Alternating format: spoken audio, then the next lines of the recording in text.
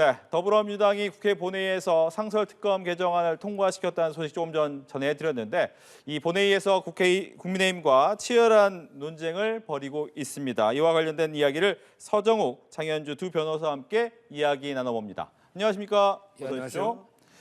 네, 지금 상설특검법 개정안을 강행 처리하겠다라는 얘기가 있었는데 조금 전 통과가 됐습니다. 여기에 대해서 일단 국민의힘 입장에서는 반대를 해왔어요.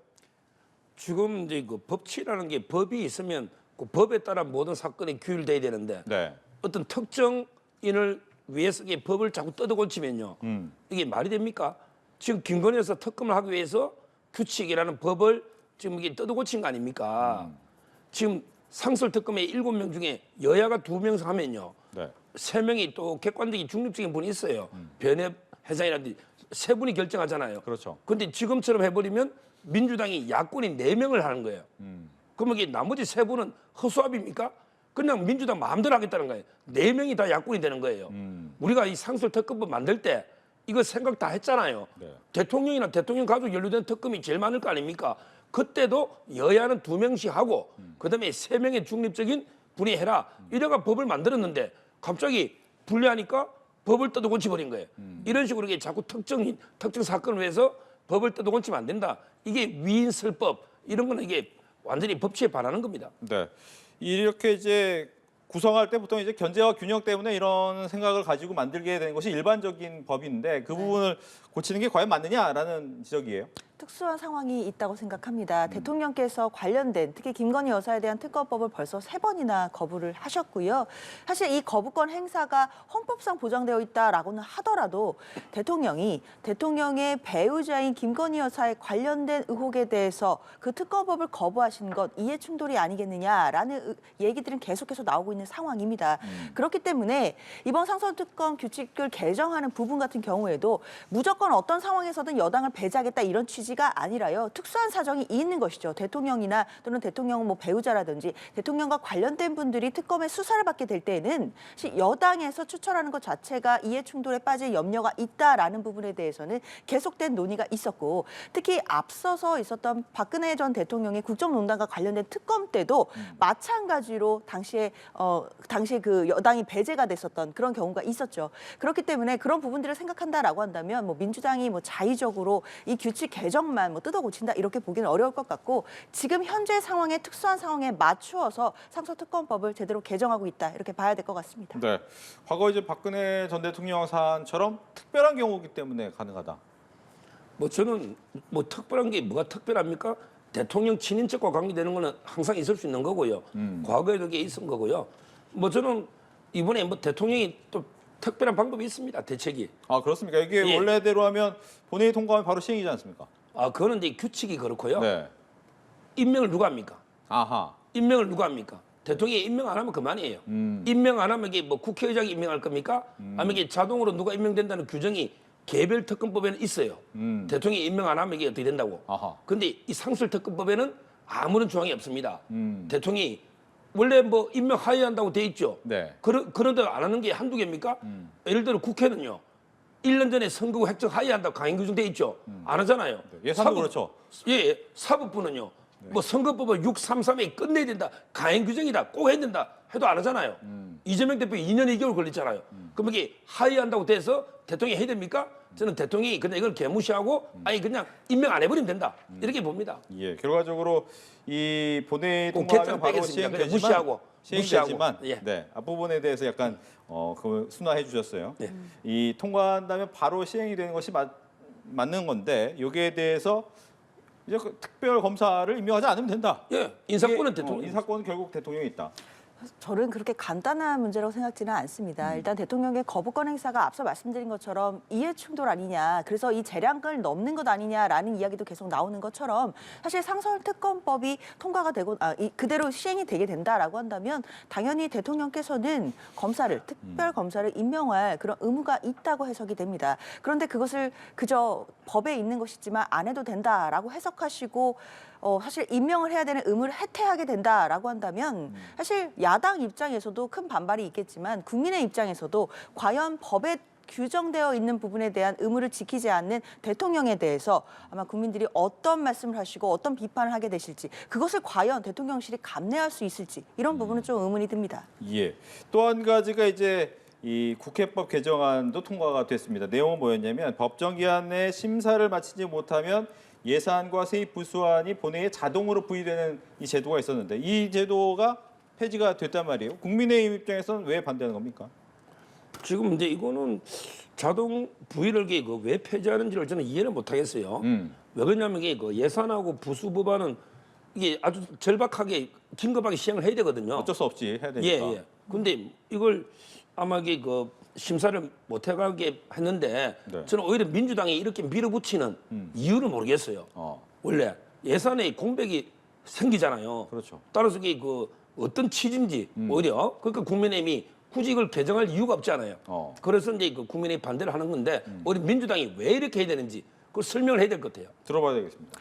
글쎄요, 일단 본회의에 그동안 자동 부의가 됐던 어떤 관례라고 할까요? 이제 그런 부분들 같은 경우에는 그동안에 여야 간에 아무리 정쟁을 하거나 대립을 할 때는 대립을 하더라도 그래도 협치의 가능성들이 남아있고 적어도 여당이 야당을 또는 대통령실이 야당을 협치의 상대로 바라보고 있을 때 가능했던 논리인 것 같습니다. 그러나 지금 국회에서 물론 민주당이 거대 야당이다라고는 하지만 번번이 통과시키는 법마다 대통령이 거부권을 행사하고 있고 특히나 집권 여당도 과연 야당과 협치할 의사가 있는 것인지 특히 예산국회 상황에서 이 예산과 관련된 부분도 야당과 협치를 해서 제대로 이야기해 나갈 의지가 있는 것인지 이런 부분에 대해서 상당히 회의감이 드는 그런 상황인 건 분명합니다. 사실 총선 이후에 민주당이 압승을 했음에도 불구하고 집권 여당이 지금까지 크게 변화된 모습을 보여주지 못하고 있고 대통령실도 마찬가지로 뭐 크게 국정 기조가 변화한다든지 또는 야당을 향해서 뭔가 협치와 어떤 정치를 같이 해나가는 상대방으로 인정해주는 그런 분위기가 아니기 때문에요. 네. 사실 그렇다면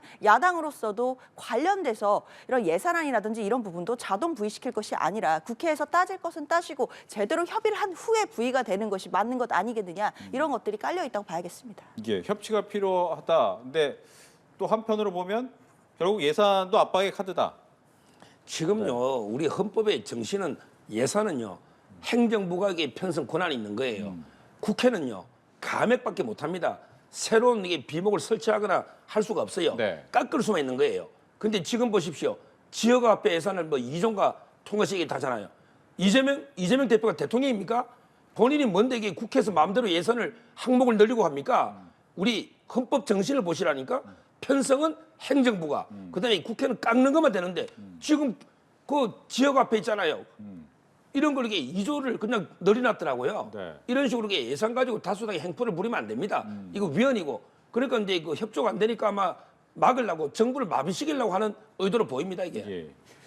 글쎄요, 저는 야당 입장에서는 지금 정부 여당의 행태가 민생 경제 앞에서 너무나 무책임하고 무능한 모습을 보여주고 있기 때문이라고 생각합니다. 네. 그렇기 때문에 야당으로서는 그리고 이재명 대표로서도 오히려 이럴 때 야당이 나서서라도 민생과 경제를 위해서 경제를 살리기 위한 정책들을 내놔야 된다 이런 책임감이 분명히 있고요. 그렇기 때문에 유능한 야당의 모습을 국민들께 보여드려야 되고 야당이라도 민생을 챙겨야겠다라는 또 책무 그런 마음가짐들이 분명히 존재합니다. 그렇기 때문에 예산국회 내에서도 아마 민생 정책을 위해서 필요한 목소리를 낼 것 같고요. 이런 부분에 대해서 정부 여당이 국민들에 다가가는 어떤 민생에 대한 대안들을 내놓지 못한다라고 한다면 앞으로도 민주당이 이 부분에 대해서는 책임 있는 야당의 모습을 국민들께 보여드릴 것 같습니다. 네. 특히 뭐 여야가 싸우는 모습을 이제 의원들의 싸우는 모습을 국민들이 싫어하는 모습이긴 한데 또 하나가 이제 체포동의안도 많이들 지적하는 부분이에요. 근데 보니까 오늘 본회의에서 첫 번째로 나왔던 것이 이제 더불어민주당 신영대 의원에 대한 체포동의안을 표결에 붙였는데 반대가 197표로 부결이 됐습니다. 이 신 의원은 지난 총선 경선 당시에 여론 조작에 관여하고 태양광 사업 관련 뇌물을 받은 혐의로 지난달 구속영장이 청구가 된 상태인데 체포동의안의 부결 어떻게 생각하시는지 민주당 얘기부터 듣겠습니다. 일단 현직 국회의원들은 뭐 불체포 특권이 있는 거는 뭐 다 알려진 사실입니다. 헌법상 보장된 권한이고요. 지금 현재 회기 중이기 때문에 국회의원을 체포를 하기 위해서는 국회 동의가 있어야 되는 것이고 그 상황에서 부결이 된 것으로 봐야 될 것 같습니다. 네. 그런데 이 부결된 그 정족수랑 이런 부분들을 따져보면 찬성이 93표 그리고 반대가 197표입니다. 듭니다. 사실 국민의힘에서 이것을 뭐 민주당 의원들을 감싸기 위해 방탄을 했다라고만 정치 공세를 하기에는 사실 국민의힘에서도 반대표를 던지신 분들이 상당히 많다라고 볼 수밖에 없는 것이거든요. 그렇기 때문에 이런 부분들에 대해서는 사실 여야 간에 뭐 정쟁을 하거나 진영 논리로 따질 부분은 아닌 것 같고 국민의 입장에서 국회의원들이 이런 특권들을 누리는 것이 과연 마땅한가에 대한 논의를 시작해야 될 것 같고요. 이런 부분들은 나중에 또 헌법 개정에 대한 또 어떤 공론의 장이 열리게 된다라고 한다면 그때 또 본격적인 논의가 이루어져야 되지 않겠나라는 생각 듭니다. 지금 이제 얼마 전에 이재명 대표가 체포동의안 통과됐죠. 근데 국회 법원 가서 유창훈 판사가 영장 기각했잖아요. 네. 제 말은 이게 체포동의안이 통과된 데서 구속이 아닙니다. 한마디로 이게 판사님 앞에 가가지고 실질심사 한번 받아봐라 이 뜻이잖아요. 그럼 이게 국회의원은 이것도 아니 됩니까? 국회의원은 이게 판사 앞에서 재판도 안 받고 이게 아예 원천 봉쇄해야 됩니까? 말도 안 되죠. 이거요 신영대 관계되는 관련자들이 구속돼서 몇 명입니까? 그 보좌관부터 태양광 업체 몇 명이 구속됐어요. 근데 의원이라 뺏지 않아 있다는 이유로 심사도 안 받겠다. 이건 말도 안 되게 국회의원들이 자기 가족 감싸는 이런 게 행태고요. 불체포 특권이란 게 절대 왕정 시대의 어떤 부당한 탄압, 의원들 보호하는 이런 제도거든요. 이런 게 뇌물 받아먹고 여론 조작하고 이런 게 비리를 감싸는 제도가 아닙니다. 정말 이게 국회는 부끄러운 줄 알고요. 아마 신영대 의원은 비얘기도 있잖아요. 자발적으로 가가 판사한테 영장 실질을 받으십시오. 본인이 억울하면 판사가 뭐 영장 기각하겠죠. 알겠습니다. 이제 국민의힘 얘기로 넘어가겠습니다. 국민의힘에서는 당내 게시판 얘기가 계속 시끄럽습니다. 분위기 어떻습니까? 이게 안타깝습니다. 이런 지금 이게 내전 수준의 자중 질환에 빠져 있는데, 내전까지다. 예, 네. 저는 이게 이 문제가 너무 참 안타깝고요. 지금이라도 이게 한동훈 대표가 결자해지를 해야 됩니다. 한동훈 대표가 이게 모든 걸 우리 가족 명의가 맞고 이런 데 걸어 올린 것 이런 게 있는데 부적절한 건 사과하고요. 네. 또 아닌 건 해명하고 이렇게 한동훈 대표가 풀어야 된다. 이걸 이게 계속 끌고 갈 수는 없잖아요. 네. 경찰 수사로 밝힐 수 있을지도 몰라요. 영장이 넣어야 되거든요. 그러면 이게 영구 미제로 가면 이게 해결되겠습니까? 예. 한동훈 대표답게 모든 걸 이게 정직이 최선의 방식이에요. 정직이. 따라서 이게 모든 걸 털어놓고 해명과 사과를 통해 돌파를 해야지. 그냥 이게 무한대로 시간 끌 수는 없다고 봐요. 친한계 정성국 의원이 이런 얘기했잖아요. 한동훈 대표가 임계점이 없는 것 같다. 그래서 이번에 이 특검법 재표결에 대해서 입장이 좀 바뀔 수 있나라는 뉘앙스를 일부러 얘기한 겁니까? 아니면 실제로 이런 분위기인 겁니까? 한동훈 대표가 이게 본인 말이 아니다. 이렇게 라고 부인했고요. 얘기했어요. 네. 그러면 이게 김건희 여사 특검법이 통과되면요. 네. 바로 이게 한동훈 특검법도 통과됩니다. 어. 그럼 친윤 의원들은 뭐 이게 가만히 있겠습니까? 지금 조국 혁신당의 1호 법안이 한동훈 특검법이에요. 네. 특검이란 게 뭐 김건희 여사 삼부토건 아무 관계도 없잖아요. 삼부토건에 주식 안주도 없잖아요. 그런데 삼부토건 상설 특검한다잖아요. 한동훈 대표도 이게 그냥 딸이고 뭐고 입시비리 다 특검하자. 이렇게 놓으면요. 당 게시판 특검하자. 놓으면 이게 어떡합니까? 제 말은 이게 공멸하는 거죠. 따라서 이게 어떤 특검이든지 아마 일사불란하게 막아낼 거예요. 그거는. 아무리 다투더라도 네. 특검 앞에서는 이게 단결해야 됩니다. 예. 일단 특검법 재결에는 큰 변화가 없을 것 같다.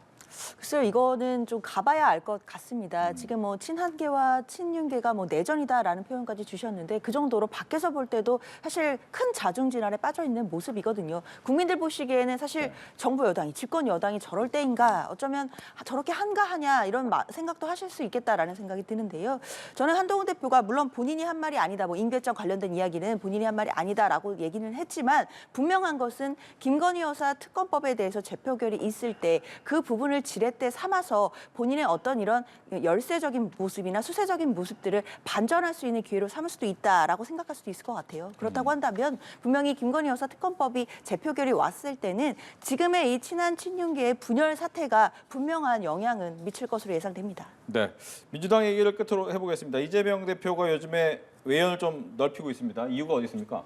그렇죠. 일단 뭐 1심 판결이 뭐 두 차례 나왔는데요. 뭐 하나 같은 경우에는 굉장히 예상 밖의 중형이었지만 또 하나 판결은 무죄를 받았습니다.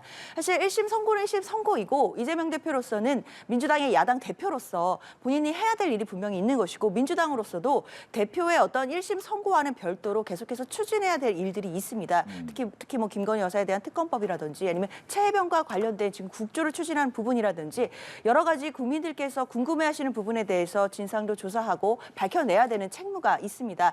관련해서 이재명 대표가 또 민생 행보도 하고 있고 뿐만 아니라 또 중도 외연 확장까지 지금 그런 행보를 보여주고 있기 때문에 사실상 뭐 이재명 대표로서는 본인의 어떤 이른바 사법 리스크와 그리고 민생 행보를 좀 별도로 분리를 해서 앞으로도 또 외연 확장에 좀 노력을 기울이지 않을까라는 예상 가능합니다. 네, 이재명 대표의 외연 확장.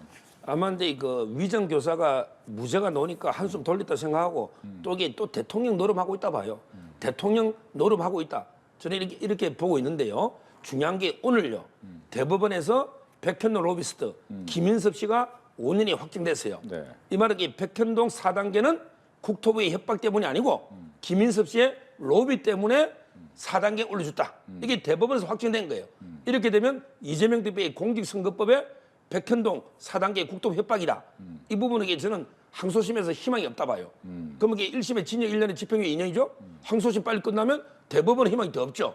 저는 아직 사법리스크는 극대화되고 있다. 현재 2대1이다 스코어. 축구로 비하면 원래 1대1에서 유무죄. 오늘 백현동의 김인섭 씨 판결은 상당히 그 대법원 판결은 의미가 있다 봅니다. 네. 제가 짧게만 말씀드리자면 그 김인섭 씨가 대법원에서 유죄 확정 판결을 받은 것은 맞지만 거기서 이재명 당시 성남시장이 그 로비 상황을 알았거나 뭐 직접 관여가 있다라는 부분은 확인되지 않았습니다. 별도의 재판이 열려야 되는 것이고 당연히 그 로비 상황에 대해서 알고 있었다라는 부분도 지금 현재 드러난 부분들은 없거든요. 따라서 공직선거법 위반 관련된 백현동 그 인허가 경우에도 협박을 받았다라는 부분 같은 경우에도 당연히 별도의 쟁점으로 재판이 이루어져야 된다고 생각합니다. 알겠습니다. 이렇게 해서 정치권 이슈 두 분과 함께했습니다. 오늘 얘기 잘 들었습니다. 고맙습니다.